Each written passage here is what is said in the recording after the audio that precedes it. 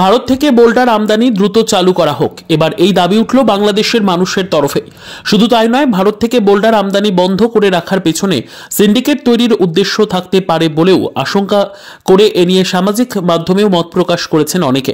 রবিবার এই ধরনের একাধিক ফেসবুক পোস্টের স্ক্রিনশট পৌঁছয় ভারতের চ্যাংরাবান্ধা স্থলবন্দরেও, জানিয়ে দিনভর গুঞ্জন ছড়ায়।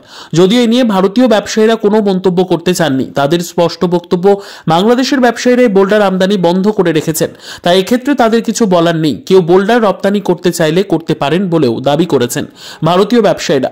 বাংলাদেশের যেসব ফেসবুক পোস্ট এদিন এপারে ভাইরাল হয়েছে, সেখানে তারা উল্লেখ করেছেন চ্যাংরাবান্ধা স্থলবন্দর দিয়ে বাংলাদেশের বুড়িমারি স্থলবন্দরে গত 8 দিন ধরে বোল্ডার রপ্তানি বন্ধ হয়ে থাকায় তাদের দেশের কয়েক হাজার শ্রমিকের রুটি রুজি বন্ধ হয়ে রয়েছে, কারণ ওইসব শ্রমিক এই বোল্ডার লোড আনলোডের কাজের উপর নির্ভরশীল।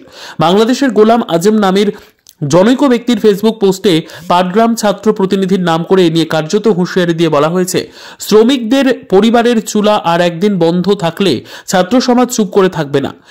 সিন্টু হাসান নামে আর একজন সামাজিক মাধ্যমে বলেছেন, বুড়িমারি স্থলবন্দরে পাথর আমদানি অব্যাহত রাখুন। সিন্ডিকেটের হাতে চলে গেলে এই স্থলবন্দর বন্ধ হয়ে যেতে পারে।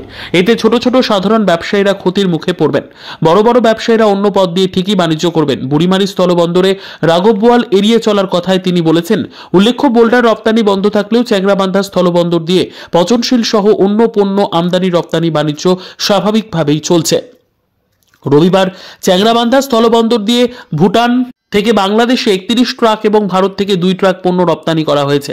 তেমনি বাংলাদেশ থেকে ভারতে 28 ট্রাক এবং ভুটানে 4 ট্রাক পণ্য আমদানিও করা হয়েছে।